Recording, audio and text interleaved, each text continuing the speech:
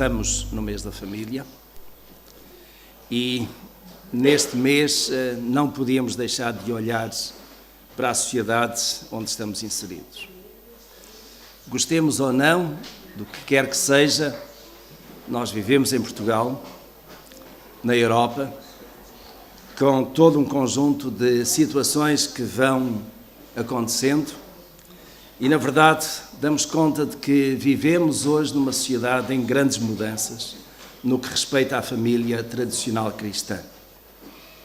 Alguns, com mais idade do que eu, lembrar-se-ão como as famílias naquela altura eram bem diferentes, em vários aspectos, do que são hoje. Nós vivemos numa sociedade que tem assistido, na verdade, nem sempre impávida e serena, mas sempre impotente para contrariar as chamadas políticas fraturantes, radicais e de total falta de respeito pelos valores morais cristãos. Uma sociedade que se reclama de ser sem preconceitos. E sem dúvida nós vivemos numa sociedade pós-moderna, pós-cristã. Ainda assim a Bíblia, a Sagrada Escritura, não pode deixar de ser normativa e de capital importância para nós que nos reclamamos cristãos. Ainda que a sociedade à nossa volta esteja em grande mudança, nós não deixamos de afirmar a nossa fé cristã. E como evangélicos e também como cidadãos que somos com iguais direitos, neste país que outrora foi chamado de brandos costumes, mas que há grandes alterações. Meus irmãos, primeiramente gostaria de vos apresentar o retrato da família sem preconceitos. Os irmãos notam, é numa das cidades portuguesas, notam uma bandeira e como essa bandeira, que tem no seu centro a esfera armilar, não tem mais unicamente as cores vermelha e verde, mas tem as cores do arco-íris. E é a bandeira que é usada como manifestação do chamado orgulho gay, que se apresenta em muitos países pelo mundo, também em Portugal. Mas as cores do arco-íris procuram mostrar que, no fim de contas, há diferenças, e há, certamente, na sociedade. Vamos olhar para algumas delas. Em janeiro de 2010, o nosso Parlamento aprovou uma proposta que legalizou os casamentos homossexuais. Naquela ocasião, e eu sei porque nós participámos nisso, cerca de 90 mil cidadãos pediam um referendo sobre aquela matéria, querendo que a sociedade tivesse voz específica sobre o assunto. Mas os políticos temiam que a maioria do povo rejeitasse tal aberração. E a maioria, de então, votou pelos casamentos homossexuais.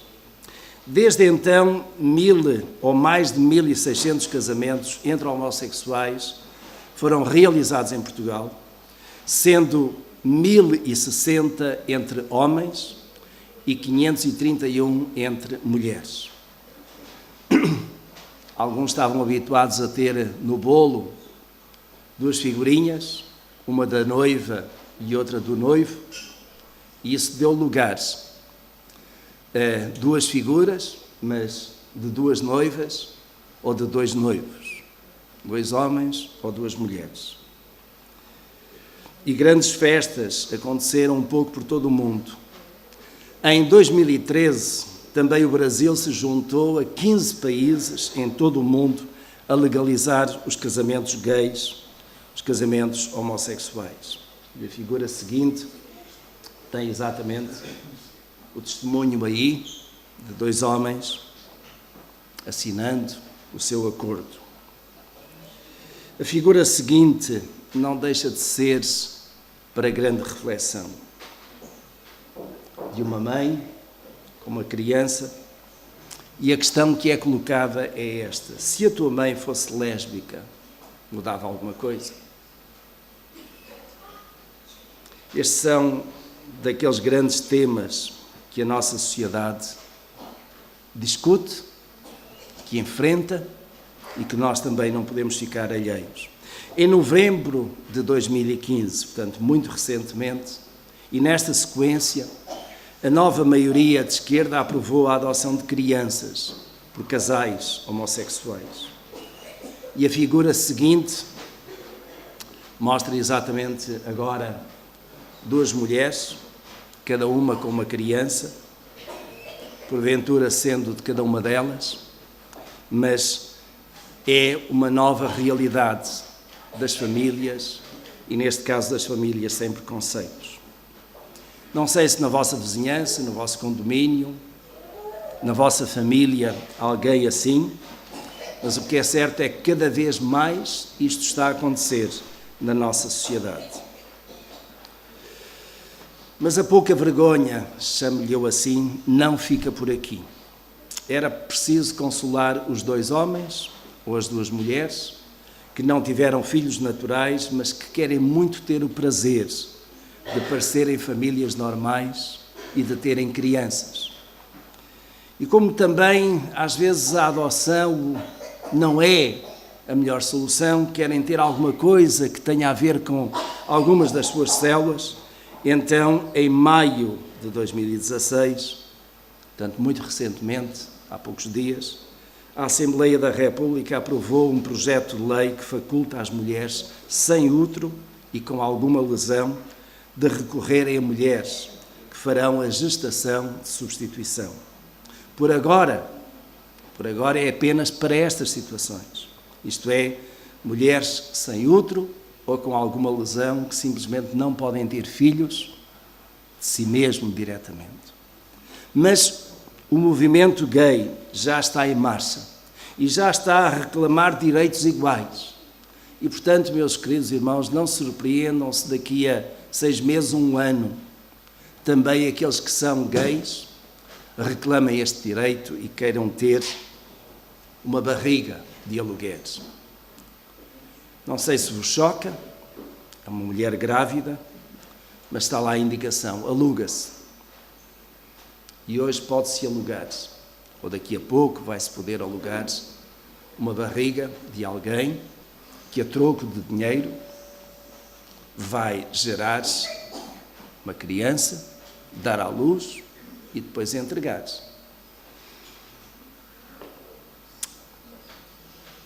E, meus irmãos, neste desenrolar de novos direitos, favorecidos por uma certa classe política em nome da não discriminação e despidos de preconceitos, quase que já esquecemos as uniões de facto, em substituição dos casamentos formais, como eram de algum tempo atrás.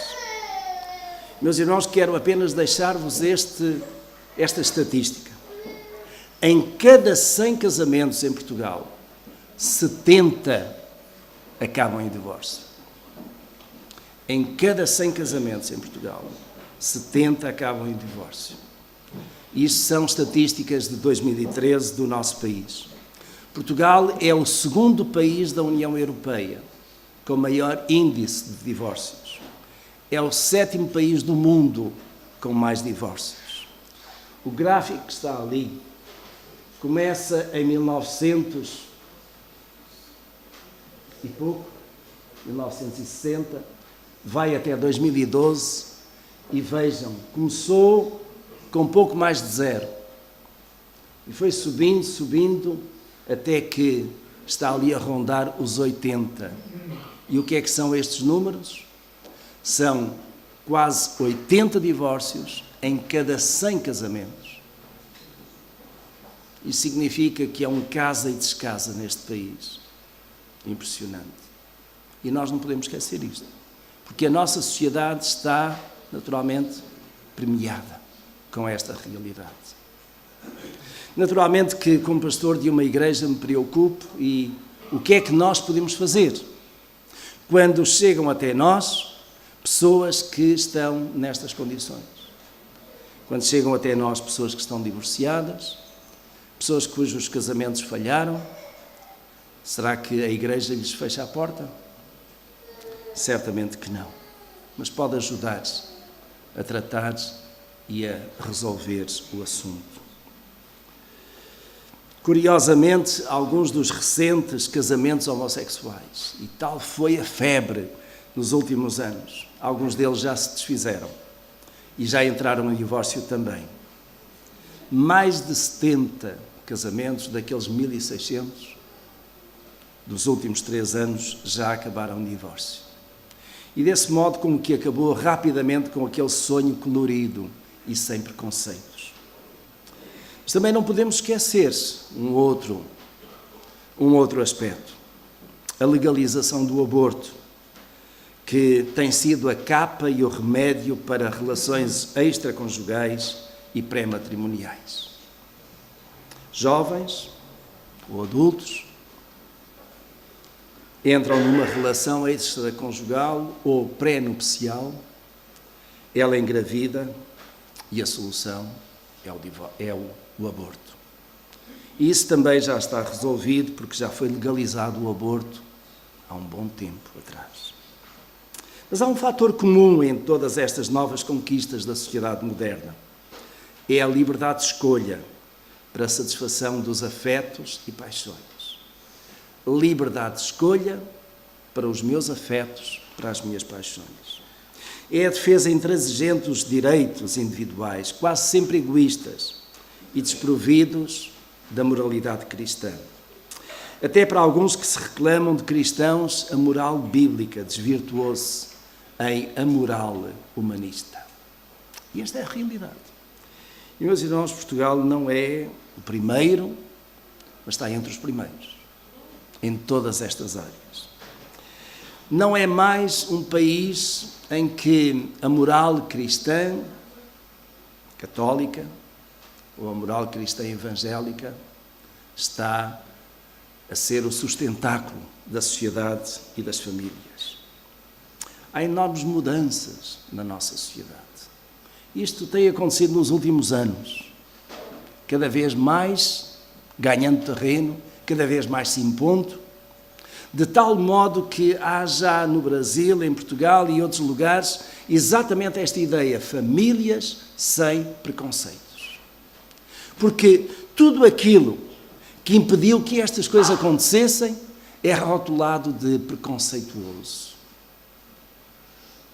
A sociedade portuguesa, na verdade, com estas deliberações, deixou de ser uma sociedade com famílias, com preconceitos. E é preconceito do ponto de vista destas pessoas. É preconceito ter um casamento entre um homem e uma mulher, apenas. É preconceito não adotar, ou 2 homens ou 2 mulheres poderem adotar uma criança. Era preconceito não abortar. Era preconceito não alugar uma barriga para poder fazer a gestação. Tudo isto é visto do outro lado como preconceituoso. E deste modo, meus irmãos, eu direi, muitos de nós que estamos aqui, se não todos, somos preconceituosos. Sobre a família cristã que permanece, eu irei falar no próximo domingo. Mas não podemos deixar de olhar, meus irmãos, à nossa volta. Esta é a realidade do nosso país, da nossa sociedade. E porque o é, nós temos de buscar da palavra de Deus orientações e, de certo modo, perguntar a Deus, através da Escritura, o que é que Deus já disse, ou se é que disse alguma coisa sobre algumas destas matérias.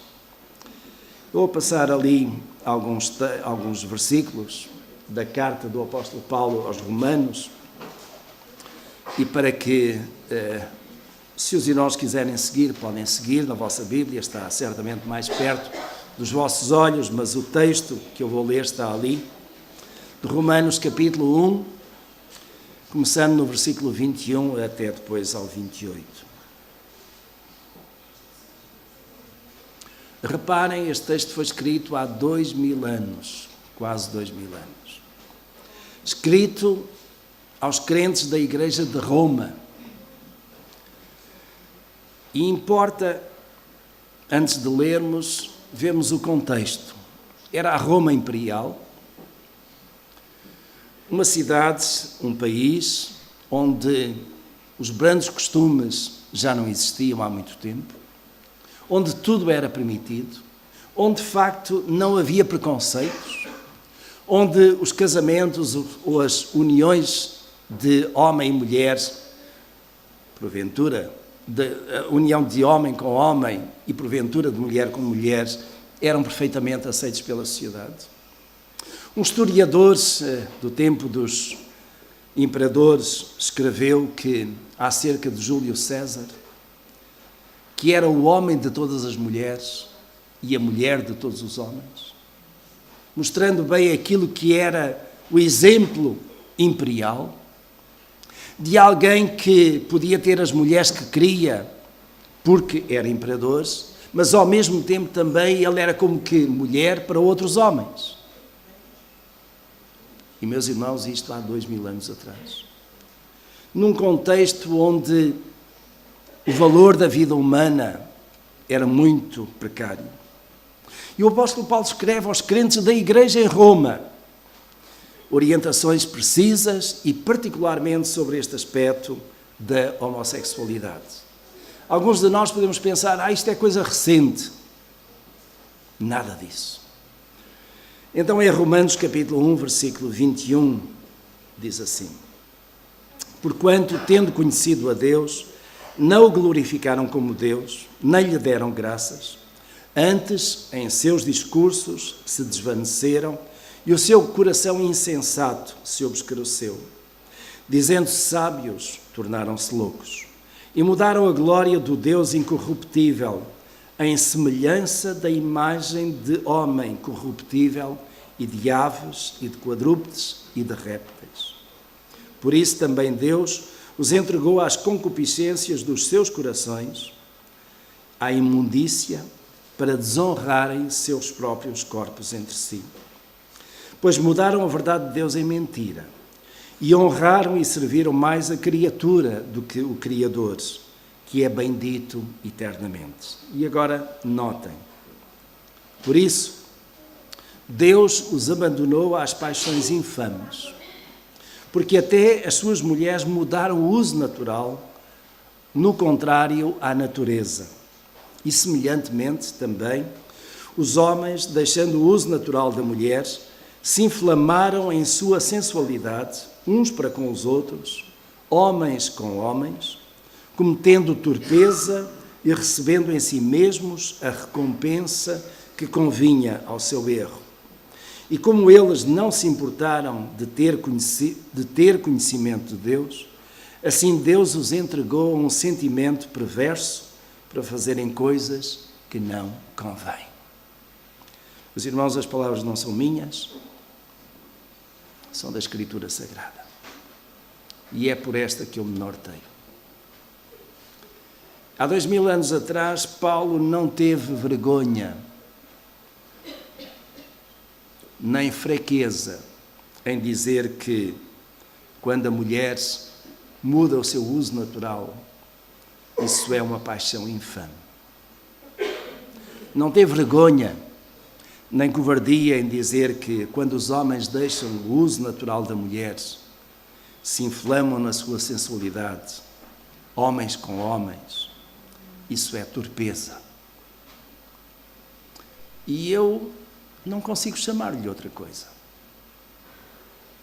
Não consigo olhar para aquilo que é uma prática de uma forma diferente daquilo que a Escritura me diz. No último versículo que está ali, apresenta sentimento perverso. Mas, meus irmãos, não posso deixar de ser o que sou, cristão. E como cristão, não podemos deixar de olhar para a pessoa homossexual, para a pessoa que pratica estas coisas, com indiferença, com crueldade. Nós vemos que A questão da homossexualidade não é a inovação dos nossos dias. Mas também não é porque a sua prática é milenar que vai adquirir um estatuto de coisa natural. Nesta carta, o apóstolo Paulo indica que tais atos são paixões infames, sentimento perverso, completamente à margem do uso natural, contrário à natureza. E eu deixo aqui uma pergunta que faço a mim mesmo. Acaso alguém minimamente honesto intelectualmente pode dizer que a humanidade se iniciou e propagou por qualquer relação homossexual? Quando Deus criou Adão, a seguir fez um outro Adão? Em vez de ter criado Adão, Deus criou uma Eva e depois outra Eva a seguir? Não. A minha origem, a minha matriz cristã, não me permite ver as coisas com bondade. Mas também, volto a referir, na Escritura não encontro base para simplesmente rejeitar alguém que pratica estas coisas. Quer isto dizer que eu entendo que o Deus da Escritura é um Deus de amor, é um Deus de graça, é um Deus de misericórdia. E nós, como cristãos, não podemos ficar à margem deste Deus e da forma como Ele trata as pessoas. Eu creio, meus irmãos, que, primeiro que tudo, todos nós somos pecadores. E quem pensar que é super santo está naturalmente enganado. Todos nós somos pecadores. E por isso mesmo necessitamos da graça e do amor de Deus. Agora, meus irmãos, eu não posso deixar de, à luz da Escritura, considerar que a homossexualidade, que o aborto, que este tipo de práticas são pecado. A sociedade tem-nos procurado impingir a ideia de que é um direito natural.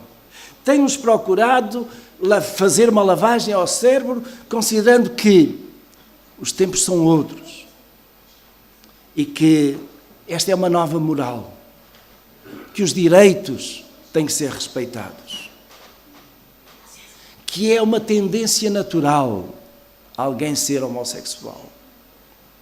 Eu não considero isso, porque a Escritura não o diz. Para mim, meus irmãos, a homossexualidade é um pecado. Mas volto a referir, tal como outros pecados. Às vezes até mais aceites, mas não deixa de ser pecado. E porque a Escritura considera pecado, então o tratamento de Deus para lidar com a homossexualidade, para lidar com o aborto, para lidar com aqueles que estão a viver famílias sem preconceitos, há de ser o mesmo que Deus usa para lidar com os nossos outros pecados. Porque Deus é amor, Ele estende a mão ao pecador. Ele oferece-lhe perdão, ao mesmo tempo que o leva a reconhecer o erro e o leva ao arrependimento. Porque Deus é graça. A graça de Deus cobre todo o pecado quando há mudança de vida e quando o erro é abandonado. É certo, diz a Escritura, que Deus não tem em conta os tempos da ignorância. Também é certo, no meu entender, que muitos dos que praticam estas coisas não são ignorantes acerca das coisas de Deus. Pelo contrário, desafiam Deus, desafiam a sociedade cristã, desafiam os valores bíblicos. Mas nem por isso deixam de ser dignos do amor, da graça e da misericórdia de Deus. Eu vejo em Deus um Pai, daqueles que creem em Jesus, que o aceitam. Vejo um Deus de misericórdia, um Deus que é capaz de estender a sua mão, um Deus que é capaz de mudar e transformar vidas. E por isso mesmo, se alguém um dia me perguntasse, pastores, se duas pessoas no seu meio se declararem homossexuais, vai pô-los fora da igreja? Eu tenho pensado muito sobre isto. Porque cada vez mais é uma realidade que pode acontecer. E eu quero estar em paz com o meu Deus. Em boa consciência com o meu Deus. E o que é que eu direi?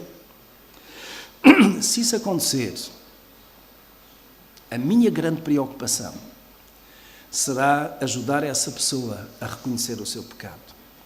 A reconhecer que aquela prática é erro. Não porque eu decidi que era erro, mas porque Deus assim o diz. E todo o meu esforço inicial vai ser no sentido de ajudar a pessoa a reconhecer que diante de Deus ela está em pecado. Mas ao mesmo tempo, irei dizer, eu estou pronto a ajudar para que mude o seu erro, se converta do seu erro e aceite a graça maravilhosa de Deus através de Jesus. O amor de Deus não é só para mim. O amor de Deus não é só para alguns pecadores que têm alguns pecados que podem ser mais aceitos. Pecado é pecado aos olhos de Deus. E porque é pecado, então Deus tem a solução para esse pecado. Os médicos, quando detectam uma doença, têm uma grande preocupação em descobrir o meio para tratar daquela doença. Nós temos, cada um de nós, uma doença que se chama pecado. E só Deus tem a solução, tem o remédio para essa doença. E esse remédio custou a vida de Jesus há 2000 anos na cruz do Calvário. Esse remédio é o sangue de Jesus. E é o sangue de Jesus que acaba por cobrir todo o nosso pecado, seja ele qual for. Mas enquanto alguém não reconhecer que pecado é pecado, não vai conseguir alcançar a graça e a misericórdia de Deus. Então o meu esforço como pastor é exatamente no sentido de ajudar a pessoa a reconciliar-se com Deus. E reconciliando-se com Deus, ela vai emendar a sua vida, vai acertar a sua vida. E este, meus queridos, é o apelo que eu quero deixar a cada um de vós, para que não sejamos cruéis com aqueles que têm este tipo de vida, com aqueles que têm enverdado por algumas destas situações, mas que possamos tender a destra de amor fraternal de Deus e ajudar a pessoa a mudar-se. O Evangelho transforma, o Evangelho muda. O Evangelho é o poder de Deus para todo aquele que nele crê. Mas é preciso que a pessoa creia e queira mudar-se. Porque se a pessoa não quiser mudar-se, então nada lhe vai valer. Só uma última palavra de fecho aqui. Exatamente porque em muitas igrejas evangélicas pelo mundo fora, os chamados os homossexuais, aqueles que persistem em ficar com este tipo de vida, não se enquadram, não são aceitos, têm criado igrejas de homossexuais nos Estados Unidos, no Brasil, por esse mundo fora. Escolhem um pastor ou pastora que é homossexual e por isso mesmo estão à vontade. E até encontram textos bíblicos, os quais torcem para ir ao encontro das suas posições.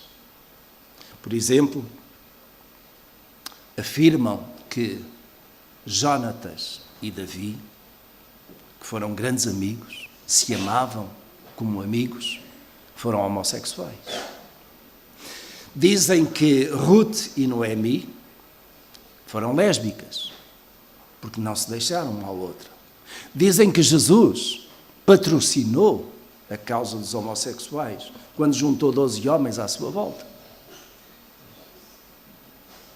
não é porque os homens dizem que a Escritura afirma.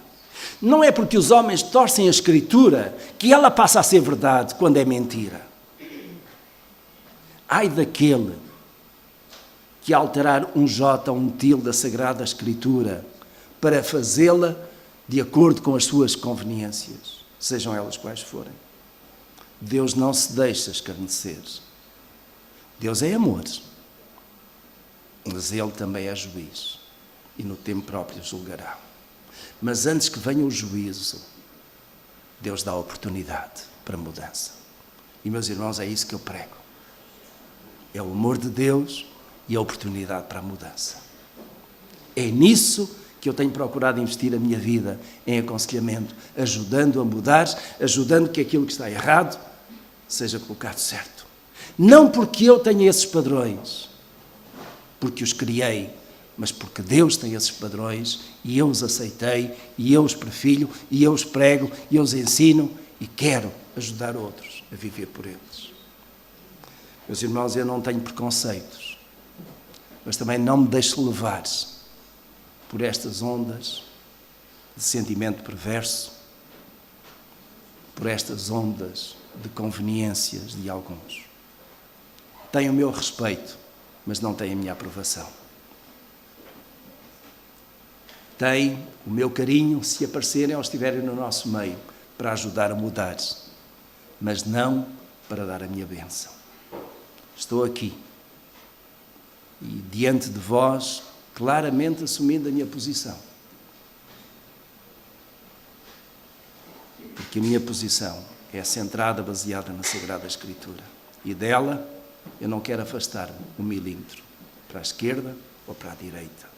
Sou pena trair a minha fé e o meu compromisso com Deus. Mas se os irmãos conhecerem alguém que está em alguma destas situações, não deixem de amar-se, não deixem de ajudar-se, não deixem de cuidar-se, até onde for possível. Que o Senhor vos abençoe, que o Senhor me ajude também a procurar interpretar a Sagrada Escritura, a vivê-la com coerência, com princípios de vida. Amém.